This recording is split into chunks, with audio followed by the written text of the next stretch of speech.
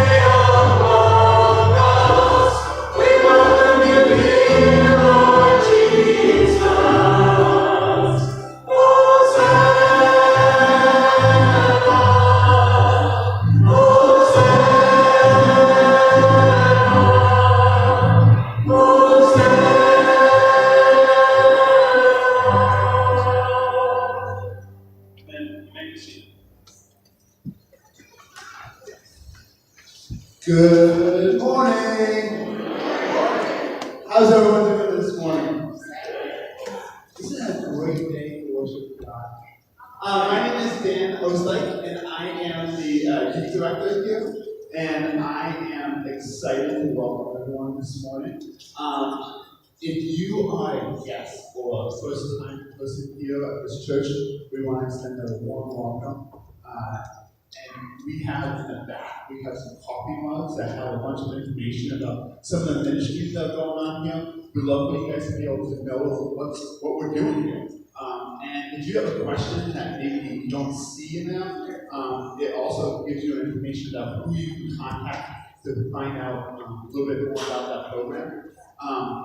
Also, if you have been coming here for a while, I always like to say, welcome to, right? We're glad that you're here also. I know some went away for the summer, and we're so glad you came back to this wonderful state. And for college students, welcome back. We're glad that you guys are here too. And so we're just excited that we all get to be able to come together and celebrate and worship God.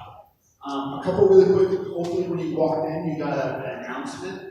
And a bulletin. It's full of announcements. And just a couple of really quick things. Adult Sunday School is starting up next week, right? 8:30 a.m. We're going to be studying 1 Corinthians. There is a meeting for Mission Trip Vision Atlanta, and that is also going to be next week. If you have any questions about that, talk to Pastor Wade, and he can give you some information on that. And one other thing I want to highlight, just because of who I am, is on the bottom of the youth ministry, there is this Friday, there's a very healthy option for you, and it's sweet, and it's a fundraiser. So it raises money for the youth to go to a life conference, and you get to eat Yo-Berry. How awesome is that? And so this Friday, the 7th, you go to Yo-Berry, or you buy Yo-Berry, and you want to go there. And if you mention like at pickup or at checkout, they will donate some of the proceeds to the youth mission, the youth life conference, and to allow us as the Israel Alliance to be able to send some of the teenagers to this wonderful conference. So, as a prayer, I'm going to invite the men forward to do this morning offering, and we'll continue to worship God.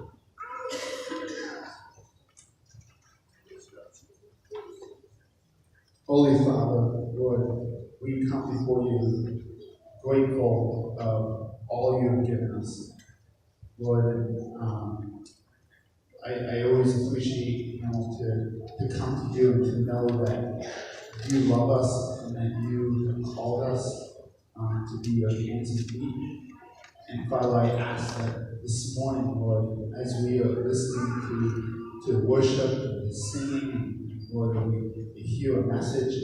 Father, I pray that you would speak to us very tangibly this morning, Lord.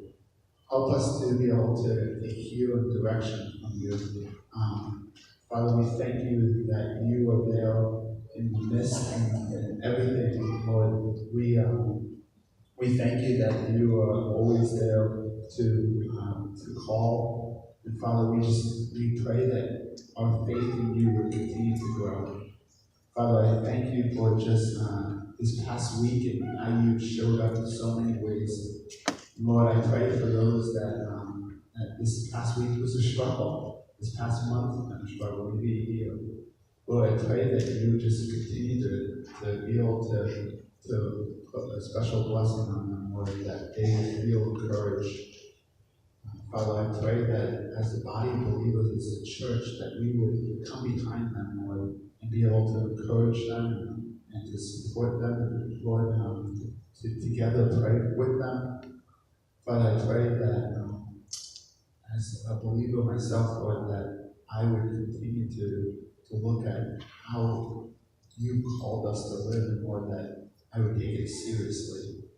Father, that we as a church would really know that you are powerful, and that you have given us the ability to communicate.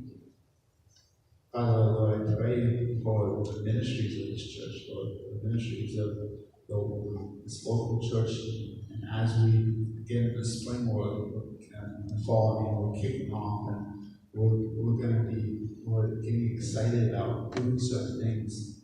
Lord, I pray that we never lose track of why we're doing that. Lord, I pray that we would continue to seek you in all that we do. And Father, I pray that even off right now, Lord, that this would be an opportunity to worship, Lord.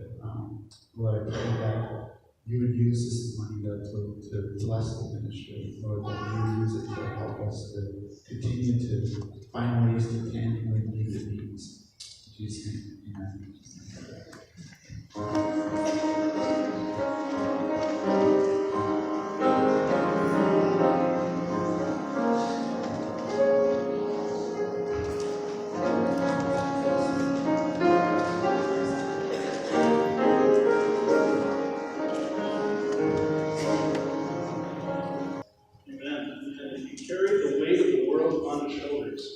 I know my brother, my sister, he will carry you. Amen?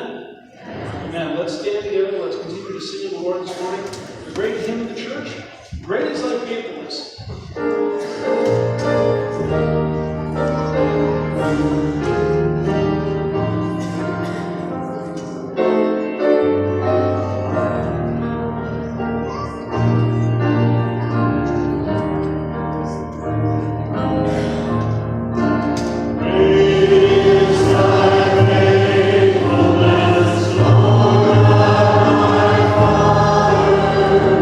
There is no shadow.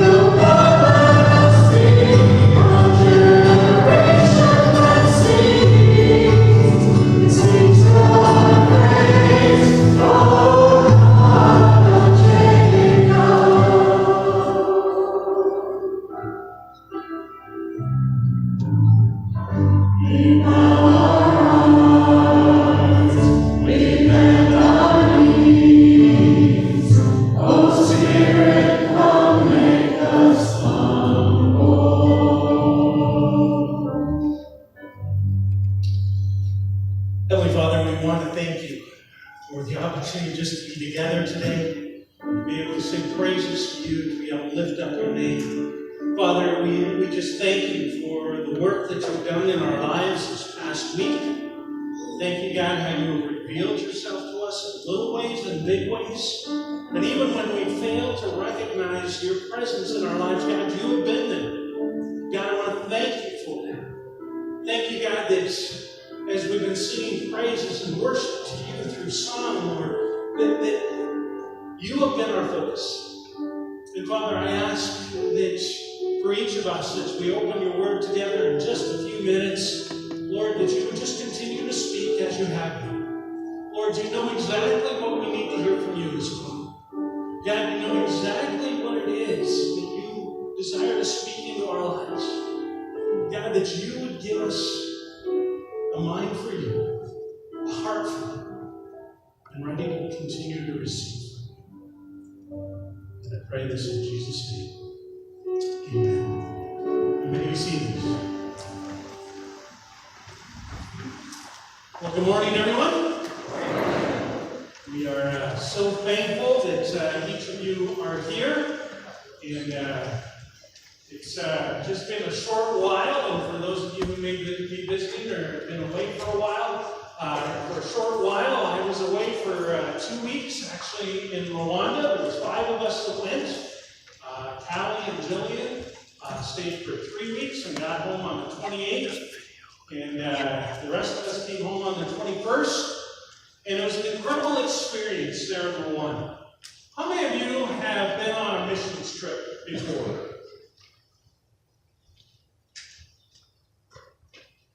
You'll know what I'm going to be talking about in just a few minutes, and just what it means to come back and what that's like.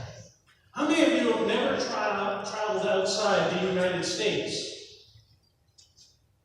Okay, a few of you. Let me tell you, go to Canada for a little while. That's a great country to visit. But, you know, when you travel outside of our own country, you begin to appreciate all that we have. Especially as you go to a country like Rwanda. You begin to understand how blessed we are. When you step out of your comfort zone, God begins to speak into your life in ways that He couldn't otherwise. This morning, you're going to hear testimonies from the four ladies that went with me, or I went with them. You're going to hear their testimony, just a short snippet. And as you listen to these, you're only going to hear just a little bit about what God did in them and their impressions. And these were taken the last couple of days of the trip for them. And my encouragement to you is take them out for coffee. Sit down and talk to them.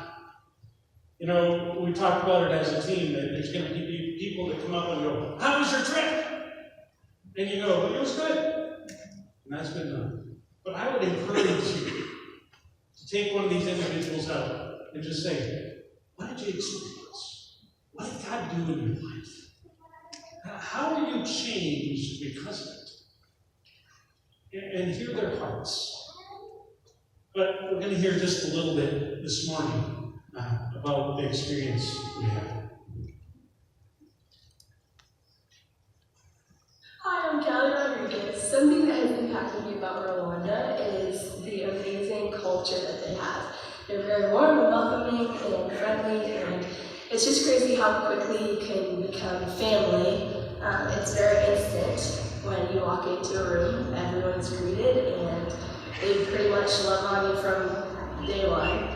So that has impacted me, just how warm and welcoming their culture is and how different that is in America, where we can walk by people and not even glance over. Just how inclusive and relationship-based I want to be, and making people feel like they're loved and how God loves us. And so something that God has been teaching me is that the smallest amount of kindness can go the longest way. You might never know how far your kindness will go. So how I learned that was Yumera, one of Tina's older daughters, shared a story about in 2013 when we went to visit her as a team on the first trip that went. none of us really were excited to be there. We were all tired. We just wanted to be at the orphanage or back at home. It was like an in-between period, and so she was sharing that day that we went to visit her as a team, she felt like she knew that she was loved on that day. And previous to that, she had not felt that way before, but on that day she knew God loved her and that she was special. And so just like God used my bad attitude, and I found out 5 years later how much God had impacted someone, and I had never even known. And so the smallest thing that you can do, you never know how far it's going to go. So thanks. Hi, my name is Jody Brees. What has impacted me about Rwanda is the ladies in the program. The first day that I met them, they asked me how many children I had, and I told them that about 20 years, maybe 30 years ago, I had a miscarriage, and now I'm too old to have children. And I didn't realize that it still kind of bothers me. So one mother was crying, and so was I. So I went and gave them all a hug, and it kind of really brought us together. And later they kind of told their stories, and I realized there's a lot of abuse here. And I have also been abused by the same person I had the miscarriage with. And they didn't realize that outside of Rwanda there's also abuse. So that also brought us even closer. So, you know, we have a really tight relationship. What God has taught me here is that I need to really just be myself. In America, I have been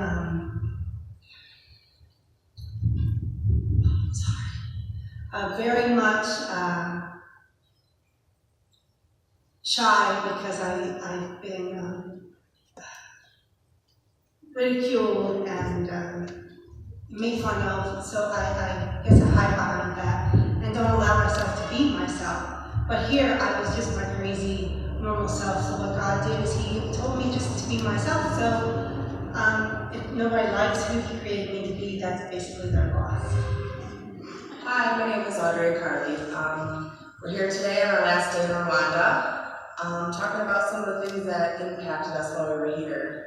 I think my biggest impact was just the joy of the people when they seen us coming, giving them hugs, and just that we were there. They were so happy, you know, so excited to meet us and share their stories with us, and us share our stories with them. And it just, and even the kids, just the smiles on their faces at something as simple as a paper airplane. So, God's really just He's taught me a lot living here. You know, that I'm so selfish, and just the way that I live isn't the way that I should be living. It's not living for Him. So that's definitely something that will stick with me forever on this trip. So thank you for sending me, and I'll see you guys soon. Hi, I'm Jillian Pritchard. This is my second time being in Rwanda, my first time coming with a team, and I absolutely love it here. God has definitely given me a deep love for this place and these people, and just one of the biggest things that I love when I'm here is just getting to learn their culture. So getting to learn their language, getting to dance with them. This year we got to see them cook and see how they cook traditionally over an open flame, and I just really love that the people here want to share that with us and want us to learn about their culture. And another thing that has really impacted me on this trip is just having an opportunity to pray over kids that we have interacted with. Each time I was holding a little baby or playing with a specific child, I just took a chance to pray for them individually and just really wanted to speak over them that they are known and they are seen and they are loved by God.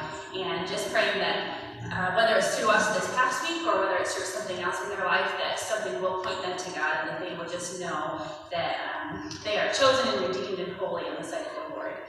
And just a couple of the biggest things God has taught me this past week, really just the concept of selflessness is something that I've been thinking a lot about, and just how we need to make decisions based off of not our own lives and what's best for us, but based off of what is best for the kingdom. And so whether that's a decision about our time, about our money, about our energy, just that we remember that we are here for God, that our lives only count for Him. So just trying to remember that all the time. And another thing is just being bold in the way that I speak and the way that I live, and just wanting everything that I say to do to point back to Christ. And so I think those are the two biggest things that God has been teaching me this week, and I'm really excited just to see going forward how everything that we've experienced here impacts each one of us in our lives ahead. As I mentioned, I would love to have you as a congregation take time to talk to each one of these individuals. Really be willing to sit down and ask them more about their experience. And I do want to thank you as a congregation as well, as was mentioned, for sending us.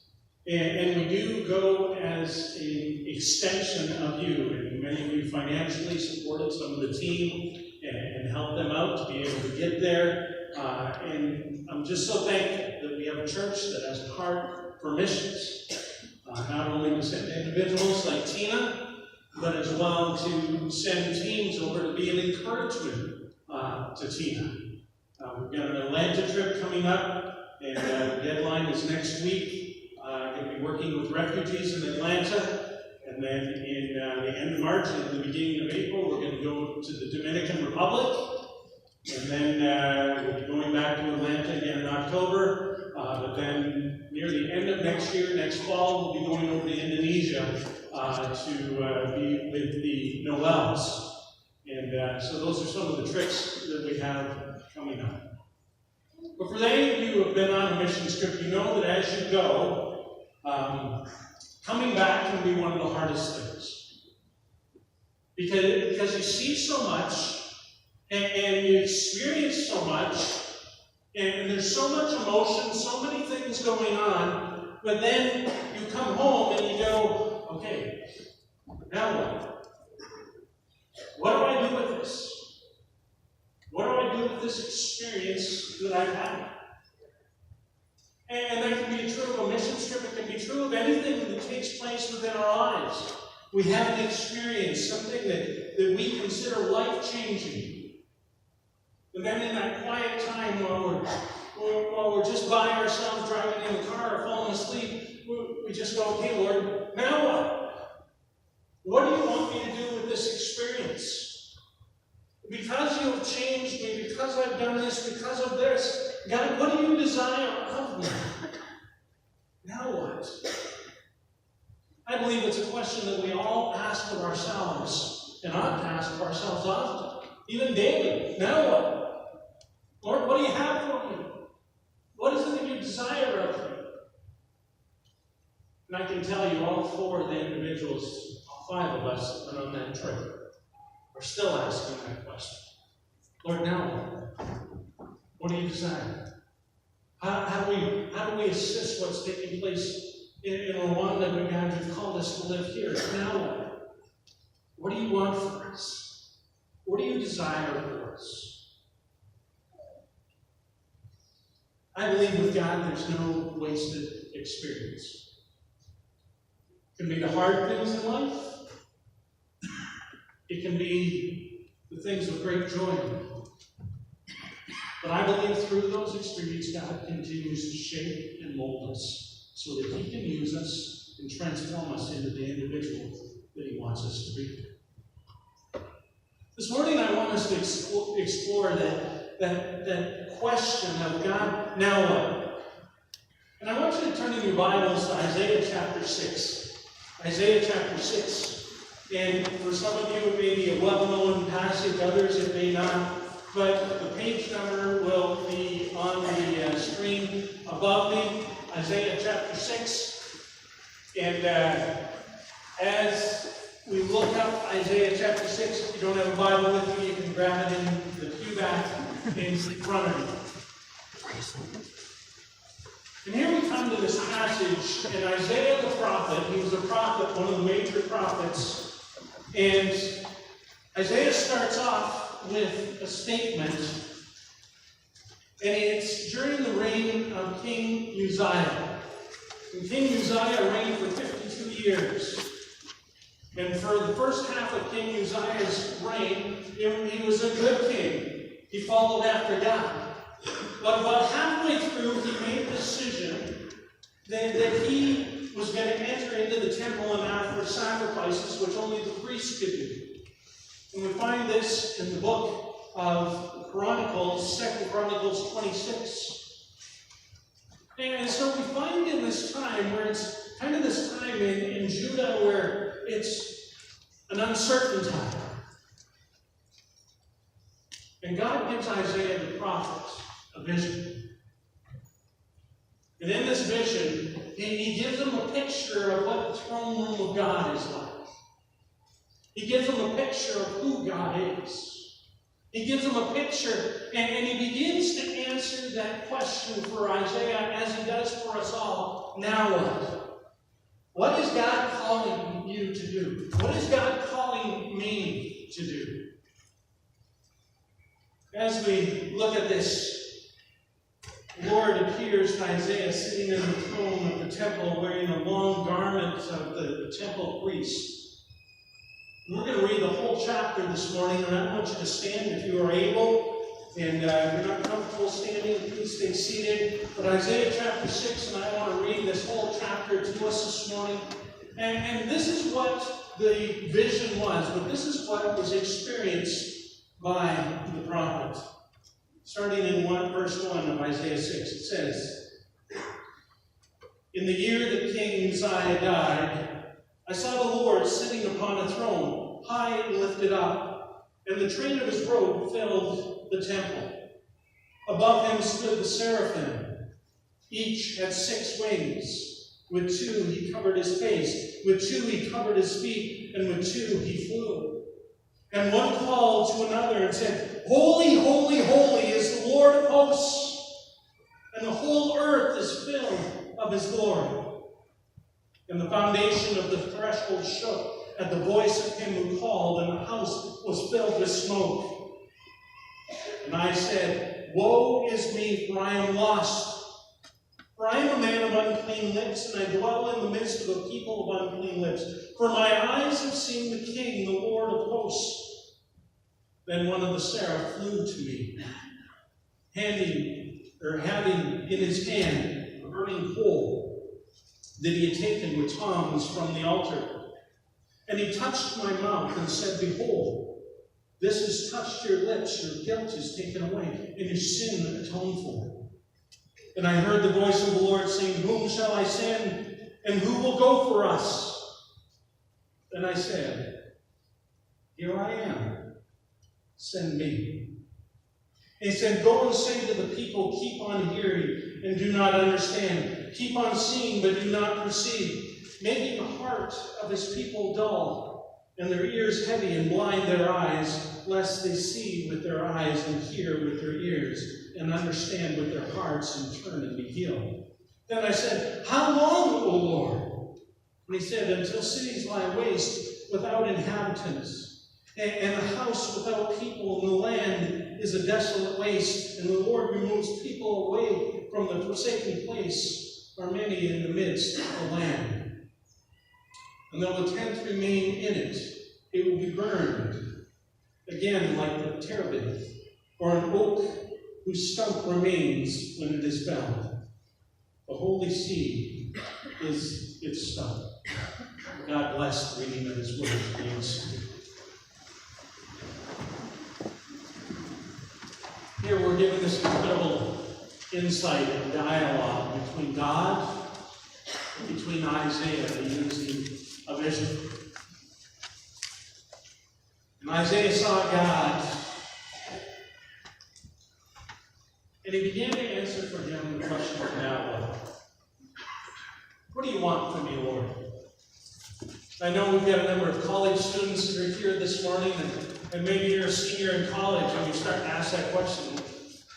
What do I do next? I'm almost done. I've got a year left. You got lots of time. No, not really. Don't panic though. But what next? Maybe you're at a place of career change in your life and you're saying, now what? Now what? Maybe you've recently lost your job and you're going, now what? Maybe you're in a crisis in a relationship and you go, now what? What do I do with this? See, it's a question we often ask. And I believe here in Isaiah, he begins to answer that question for us. First, it begins with a clear focus. A clear focus. We see in verses 1 through 5, Isaiah begins with a clear motivation for serving God. And it's a picture of who God is. One of the opportunities we had while we were in Rwanda is we had things basically every day, and right next to where Tina and Terry live and their family is what is the ministry center. Tina has an office there, and there's a ministry center where the ladies that have been chosen by the government who are the lowest standard in terms of economics, and they have small babies until they're age 3, they can be a part of this program that Tina has, and they come and they learn the Bible, they learn English, and not only that, there's a relationship that is built with these ladies and their families. But one thing we got to do is each day there was something where we had something with these families and with these ladies. And for lunch, the food was made, but we would get to carry in bowls of food.